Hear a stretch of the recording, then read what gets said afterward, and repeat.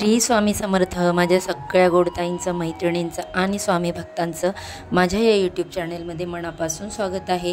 आजचा दिवस तुम्हाला सुखाचा, समाधानाचा, आनंदाचा, भरभराटीचा आणि स्वामीमय जावो हीच महाराजांच्या चरणी प्रार्थना करते आणि आपल्या आजच्या नवीन व्हिडिओला सुरुवात करते। हिंदू धर्मामध्ये संपूर्ण 12 महिने विशेष आहेत। वर्षातील सर्व महिने कोणत्या ना कोणत्या देवतेला समर्पित असतात। त्यापैकी एक महत्त्वाचा महिना म्हणजे मार्गशीर्ष महिना। या वर्षी मार्गशीर्ष महिना डिसेंबर 2024 पासून सुरू झालेला आहे। या महिन्यामध्ये गुरुवारी महालक्ष्मी पूजेचं विशेष महत्त्व असतं। आपल्या कुटुंबाला धन धान्य समृद्धी मिळावी आणि कुटुंबातील प्रत्येक व्यक्तीला आरोग्य लाभावं या हेतूने सवाष्ण स्त्रिया व्रत करतात। मार्गशीर्ष महिन्यातील पहिल्या गुरुवारी हे व्रत धरलं जातं। या व्रताच्या दिवशी घटस्थापना करून शास्त्रोक्त पूजा केली जाते। मार्गशीर्ष महिन्यातील शेवटच्या गुरुवारी व्रताचं उद्यापन केलं जातं। यंदा 2024 मध्ये मार्गशीर्ष महिन्यातील पहिला गुरुवार हा 5 डिसेंबरला आहे। या दिवशी व्रत सुरू करावे। यंदा मार्गशीर्ष महिन्यामध्ये 4 गुरुवार पडलेले आहेत। आज या व्हिडिओमध्ये मार्गशीर्ष महिन्यातील गुरुवारच्या व्रताची पूजा मांडणी अगदी साध्या सोप्या पद्धतीने पोथीत सांगितल्याप्रमाणे कशी करावी, मंत्र स्तोत्र संकल्पासहित हे व्रत कसं करावं, उपवास कोणता करावा, नैवेद्य कोणता दाखवावा, दुसऱ्या दिवशी या पूजेची उत्तर पूजा कशी करावी ही संपूर्ण माहिती आज या व्हिडिओमध्ये मी तुम्हाला सांगणार आहे। तर व्हिडिओ स्किप न करता शेवटपर्यंत नक्की पहा। चॅनलवरती पहिल्यांदा नवीन आला असाल तर व्हिडिओला लाईक करा, चॅनलला सबस्क्राईब करा आणि असेच नवनवीन माहितीपूर्ण व्हिडिओ पाहण्यासाठी बेल आयकॉनला देखील क्लिक करा।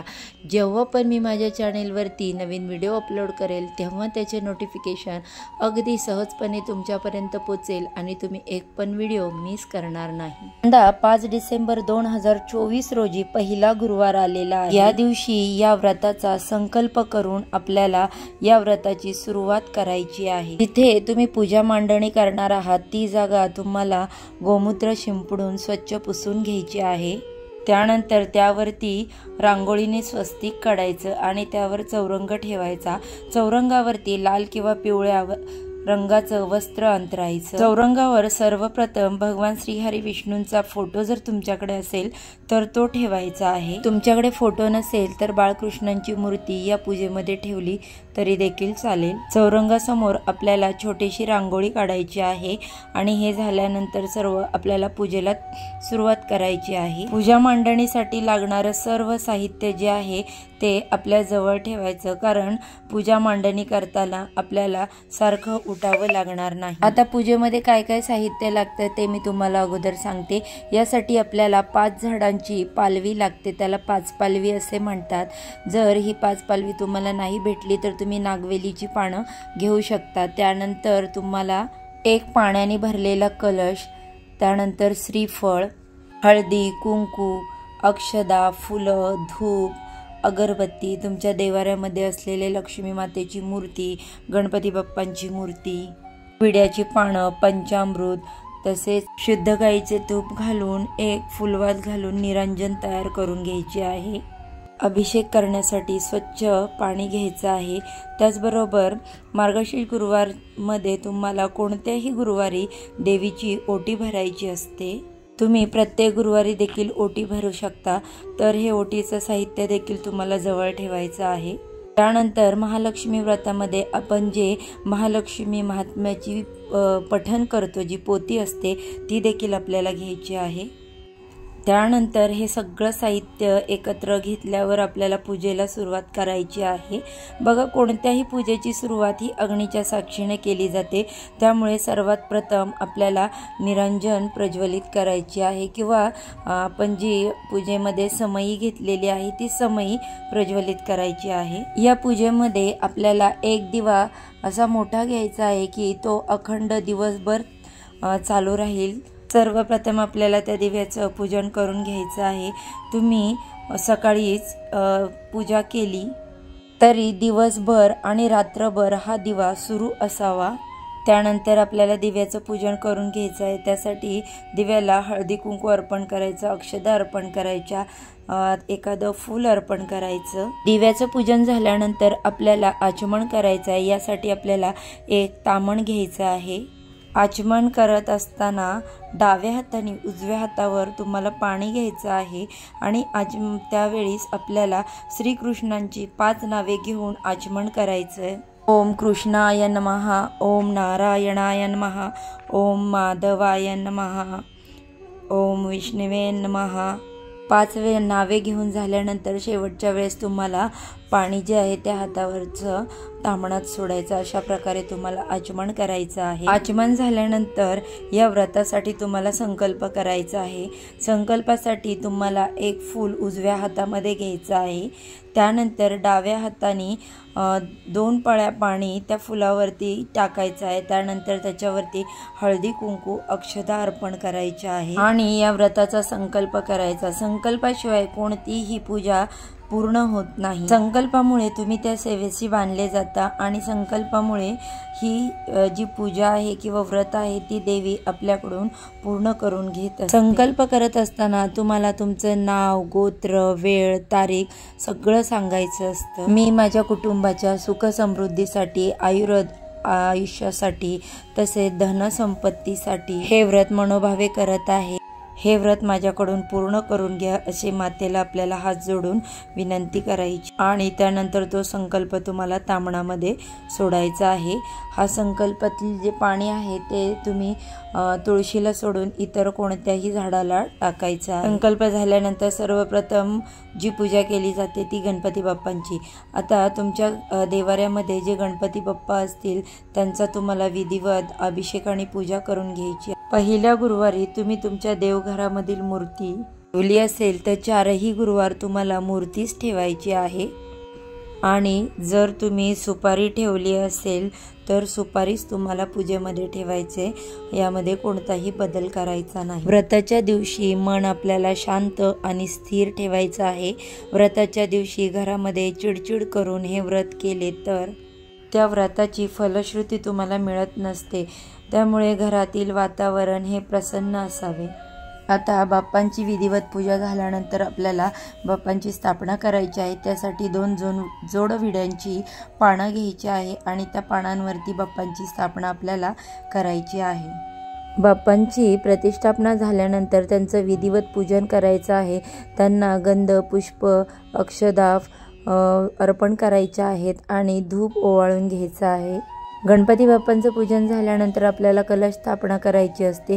त्यासाठी तुम्हाला पाण्याने भरलेला कलश घ्यायचा। त्या कलशामध्ये हळदी, कुंकू, अक्षदा, 1 रुपयाचं नाणं, त्याच्यानंतर सुपारी, त्यानंतर ज्या दुर्वा असतात त्या दुर्वा टाकायच्या आहेत। एखादं फूल त्या पाण्यामध्ये आपल्याला टाकायचं आहे। या सर्व वस्तू टाकण्याच्या अगोदर तुम्हाला या कलशावरती ओल्या कुंकवाने स्वस्तिक बनवायचं आहे आणि 2 रेषा साईडला स्वस्तिकच्या काढून घ्यायच्या आहेत। त्यानंतर उभे 5 नाम हळदी कुंकवाचे या कलशाला ओढून घ्यायचे आहेत। स्वस्तिक हे चिन्ह श्रीहरी विष्णूंचं प्रतीक मानलं जातं, त्यामुळे या कलशावर आपल्याला स्वस्तिक काढायचं आहे। त्यानंतर मगाशी सांगितल्याप्रमाणे 5 पालवी जी आहे झाडांची ती तुम्हाला या कलशामध्ये ठेवायची आहे। तुम्हाला 5 पालवी नाही मिळाली तर तुम्ही नागवेलीची 5 पानं या कलशाला लावू शकता। आता हा कलश तयार झाल्यानंतर या कलशाची स्थापना आपल्याला करायची आहे। त्यासाठी आपल्याला तांदळाचं आसन तयार करायचे। मग तुम्ही ते गोल तांदळाचं आसन तयार करू शकता किंवा अष्टदल कमळ देखील तुम्ही काढू शकता। पण एक मात्र लक्षात ठेवा, अक्षदा ह्या कधी पांढऱ्या नसाव्यात, त्याला तुम्ही हळद टाकून जरा पिवळ्या करून घ्या। तसा तर पिवळा कलर हा माता लक्ष्मीला आणि भगवान श्रीहरी विष्णूंना अतिशय प्रिय आहे। जर तुम्ही तशाच अक्षदा पांढऱ्या ठेवल्या असतील तर त्यावरती हळदी कुंकू अर्पण करायला विसरू नका। नंतर त्याच्यावरती मग आपल्याला कलशाची स्थापना करायची। आता या कलशावरती आपण जी 5 पालवी ठेवलेली आहे पाण्यामध्ये त्याच्यावरती आपल्याला श्री महालक्ष्मीचं प्रतीक असलेला एक नारळ ठेवायचा आहे। आपण जो महालक्ष्मी पूजेसाठी नारळ घेणार आहोत तो अगोदर कोणत्याही पूजेमध्ये वापरलेला नसावा। तुम्ही नवीनच बाजारातून नारळ पाण्याने भरलेला असेल असा घेऊन यावा आणि हेच नारळ आपल्याला पुढील 4 गुरुवारसाठी वापरायचा आहे।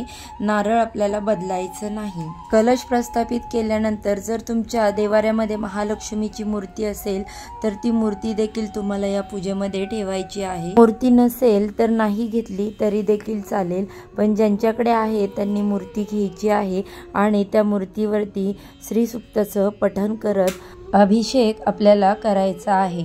तुम्ही फुलाने देखील महालक्ष्मीच्या मूर्तीवरती अभिषेक करू शकता, म्हणजे फूल जे आहे ते पाण्यामध्ये बुडवायचं आणि महालक्ष्मीच्या मूर्तीवरती ते पाणी शिंपडत ओम महालक्ष्मी देवे नमः, ओम महालक्ष्मी देवे नमः असं बोलत अभिषेक करायचा आहे। अभिषेक झाल्यानंतर तुम्हाला पुन्हा 2 जोड विड्याची पानं घ्यायची आहेत, ती पूजेमध्ये ठेवून त्याच्यावरती महालक्ष्मीची मूर्ती प्रस्थापित करायची आहे। त्या अगोदर तुम्हाला तिथे अक्षदा ठेवायच्या आहेत, थोड्या त्यावर हळदी कुंकू अर्पण करायचं आणि त्यावरती महालक्ष्मीची मूर्ती ठेवायची आहे। त्या मूर्तीला हळदी कुंकू अर्पण करायचं, अक्षदा अर्पण करायच्या, फूल अर्पण करायचं आणि धूप ओवाळून घ्यायचं आहे।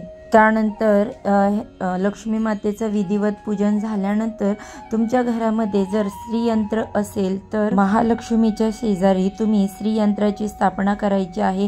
त्याचबरोबर तुमच्या घरामध्ये जर शंख असेल तर त्या शंखाची देखील तुम्हाला या पूजेमध्ये स्थापना करायची आहे। त्यानंतर तुमच्या देवाऱ्यातील घंटा देखील तुम्हाला या पूजेमध्ये ठेवायची आहे। आता श्रीयंत्र, शंख, घंटा त्याचबरोबर हे सर्व या पूजेमध्ये ठेवून त्यांचं विधिवत पूजन करायचं आहे आणि त्यांना एक फूल अर्पण करायचं आहे। त्यानंतर तुमच्याकडे जर भगवान श्री हरी विष्णूंचा फोटो नसेल तर तुम्ही बाळकृष्णांची देखील पूजा या पूजेमध्ये करून घ्यायची आहे। त्यानंतर महालक्ष्मी स्वरूप म्हणून आपण जो कलश पूजलेला आहे त्या कलशाची देखील पूजा आपल्याला करून घ्यायची आहे। त्यासाठी आपण कलशाला सर्वप्रथम हळदी कुंकू अर्पण करायचं आहे, अक्षदा अर्पण करायच्या। बघा आता बाजारात अनेक प्रकारची खूप सुंदर सुंदर असे मुखवटे देवीचे आलेले आहेत, वस्त्र आलेले आहेत।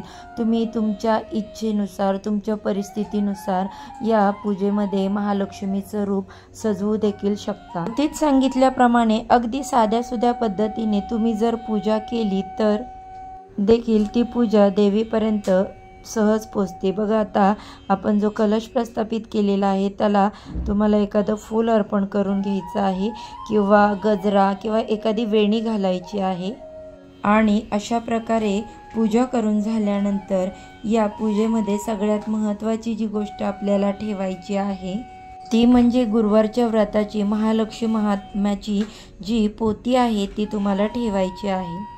आता या पोथीचं देखील तुम्हाला विधिवत पूजन करायचं आहे। बघा या पोथीमध्ये जे अध्याय असतात त्याचं तुम्हाला पठण करायचं आहे। तत्पूर्वी पठण करण्याच्या अगोदर तुम्हाला तिचं पूजन करून घ्यायचं आहे। पोथीचं पूजन झाल्यानंतर महालक्ष्मीच्या समोर आपल्याला 2 जोड विड्याच्या पानांचा विडा देखील ठेवायचा असतो। आता तुम्ही 2 जोड विड्याची पानं इथे ठेवायची आहेत आणि त्या विड्यावरती तुम्हाला एक हळकुंड, त्याच्यानंतर सुपारी, खारीक, बदाम आणि एक खोबऱ्याचा तुकडा ठेवायचा आहे आणि या विड्यावरती तुम्हाला हळदी कुंकू आणि अक्षदा अर्पण करायच्या आहे आणि हा विडा तुम्हाला देवीला अर्पण करायचा आहे।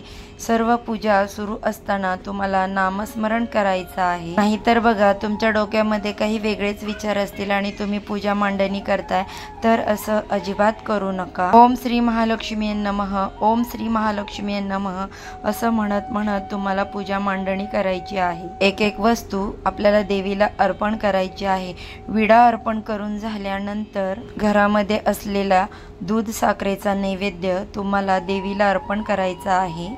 सकाळी जर तुम्ही पूजा मांडणी केली तर एवढ्या सकाळी आपला नैवेद्य बनवून तयार होत नाही, त्यासाठी दूध साखरेचा नैवेद्य दाखवायचा आणि संध्याकाळी आपण ज्या वेळेस आपल्या घरामध्ये जेवण बनवतो त्यावेळेस त्याचा नैवेद्य देवीला अर्पण करायचा। सोबतच देवीसमोर या नैवेद्याच्या बाजूला आपल्याला एक पेला भरून पाणी देखील ठेवायचं आहे देवीसाठी। तसेच तुम्हाला देवीला 5 फळांचा नैवेद्य देखील अर्पण करायचा आहे। आता बघा 5च फळं असावी असं काही नाही, तुम्ही जरी मनोभावे 1 फळ जरी देवीला अर्पण केलं तरी देखील चालेल। आता या नैवेद्यावरती तुम्हाला 1 तुळशीपत्र अर्पण करायचं आहे। अशा प्रकारे संपूर्ण पूजा मांडणी केल्यानंतर आपल्याला देवीची ओटी भरायची आहे। देवीची ओटी ही तुम्ही पहिल्या गुरुवारी किंवा शेवटच्या गुरुवारीही भरू शकता, परंतु ओटी ही तुम्हाला जरूर भरायची आहे। रेडीमेड ओटी देखील बाजारात मिळते, ती देखील तुम्ही ठेवू शकता किंवा तुमच्या घरामध्ये असेल जर एखादं ब्लाउज पीस घ्यायचा त्याच्यावरती तुम्हाला सुपारी, हळकुंड, त्यानंतर 1 बदाम, खारीक, खोबऱ्याचा तुकडा असं सर्व त्या ओटीवर ठेवायचं।